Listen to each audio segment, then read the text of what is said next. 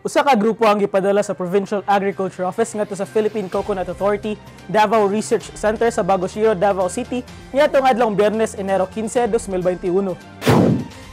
Kini aron magkuha og mokabat 16,790 ka mga cocoa seed nuts nga gilangkuban sa mga nagkalaing-laing variety sa lubi aron ipangapod-apod sa mga mag-uuma sa lalawigan. Ang maong grupo gipangunahan ni Ms. Michelle Rose Valmores Lase, kinsa Senior Agriculturist sa Pagro, nga mao'y nagdumala sa operasyon sa pagdala niini sa lalawigan, inubanan sa koordinasyon ngadto kang Dr. Liberty Canha, Research Manager sa PCA Davao Research Center aron magarantiya ang supply sa mga cocoa seed nuts alang sa Misamis Oriental. Ang sunod-sunod nga pag-supply sa Pagro sa mga bagong lubi sa lalawigan nagikan sa tinguhan ni Gobernador Bambi Imano ug Provincial Agriculturist si Apollo Pacamalan nga alang sa gitakda nga bagong direksyon sa pagpalambo sa industriya sa lubi sa lalawigan. Gumikan sa katigulang sa mga punuan sa lubi nga makita dinhi sa lalawigan mo hinungdan nga nagubos na ang produksyon niini.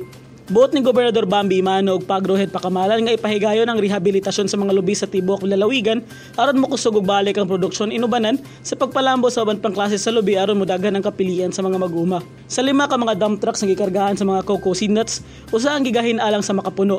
Usa sa mga variety nga gustong ipalambo og suportahan ni Gobernador Bambi Imano tungod sa kusog na panginahanglan sa mga produkto niini sa lokal ug international nga merkado. Tingwa sab ni Gobernador Bambi Imano nga palambuon ang produksyon sa makapuno aron makabaton og bagong mga oportunidad ang mga mag-uuma sa lalawigan.